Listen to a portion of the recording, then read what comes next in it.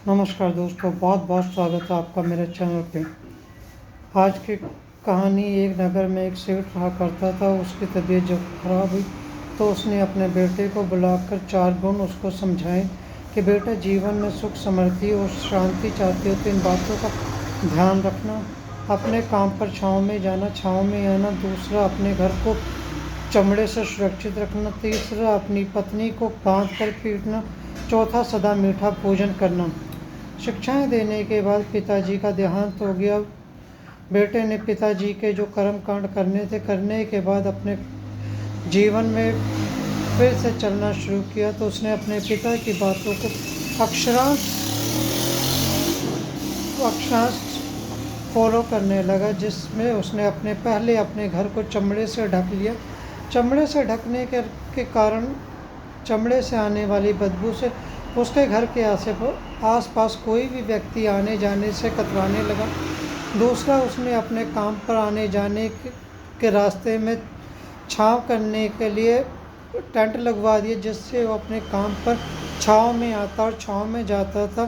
तीसरा, उसने सदा मीठा भोजन करना शुरू कर दिया, जिससे उसकी सेहत खराब होने लगी और अपनी पत्नी को हमेशा बांध कर पीटने लगा, जिससे उसकी पत्नी परेशान होकर घर छोड़कर चली गई। जब उसकी पत्नी घर छोड़कर चली गई तो पत्नी ने अपने पिताजी से उसकी हरकतों के बारे में बताया। तो पिताजी ने कहा, बेटी, पहले तो वह ऐसा नहीं था, अब क्या बात हो गई?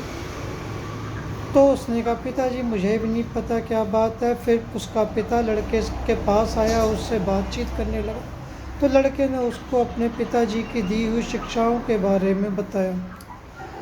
लड़की के पिता ने उसके पिता की शिक्षाओं को सुना और समझा।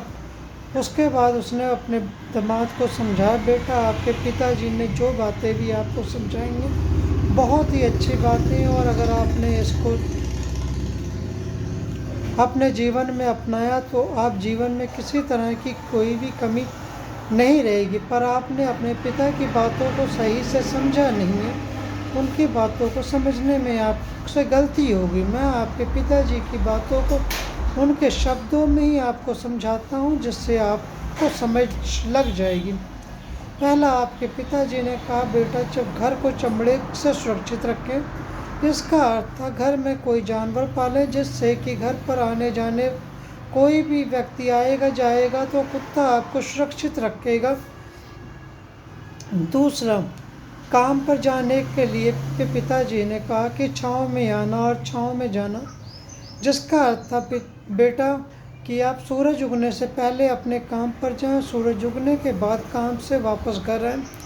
तीसरा, सदा भूख लगने पर भोजन करें, जिससे कि आपको जो भी भोजन मिलेगा वो स्वादिष्ट लगेगा।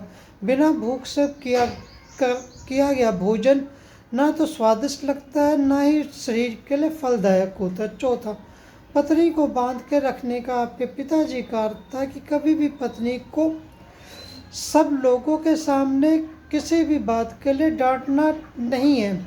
अगर कोई बात आपकी पत्नी से गलत हो जाती है तो उसको एकांत में ले जाके आपस में बैठकर समझाना कि आपसे ये बात गलत है, इस बात पर ध्यान दें।